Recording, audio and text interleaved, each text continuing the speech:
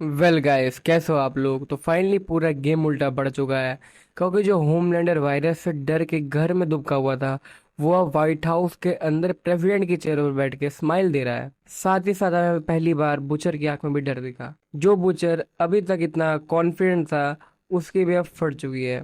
Soldier boy, जो अभी तक द बॉयज टीम के सपोर्ट में था, वो भी अचानक से लास्ट मोमेंट में पलट गया।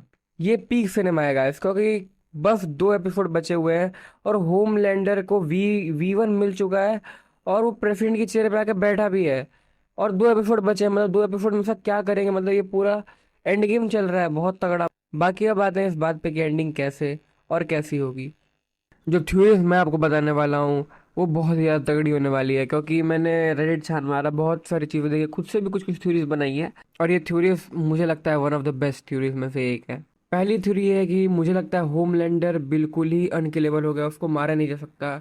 वी1 सीरम लेने के बाद फैंस को भी लगता है, बहुत सारे लोगों को लगता है कि वो इमॉर्टल हो चुका है, चाहे एजिंग से इम्यून हो चुका है, मतलब कभी एज नहीं हो पाएगा।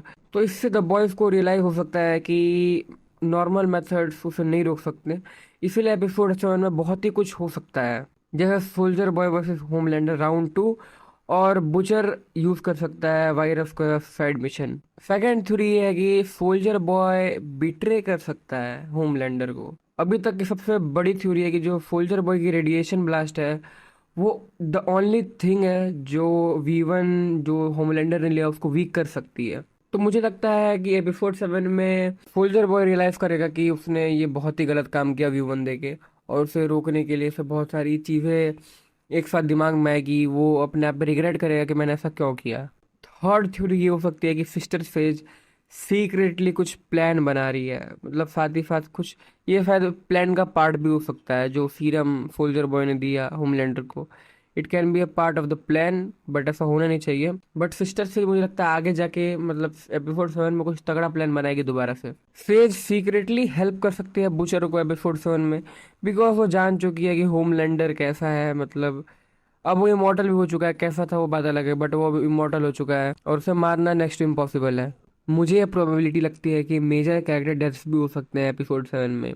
जैसे फ्रेंची मर सकता है, एमएम मर सकता है, किमको अपने आप को सेक्रीफाइस कर सकती है, और एशली मर सकता है वाउट को बिट्रे करने के बाद। अब आते हैं मेन थिंग पे।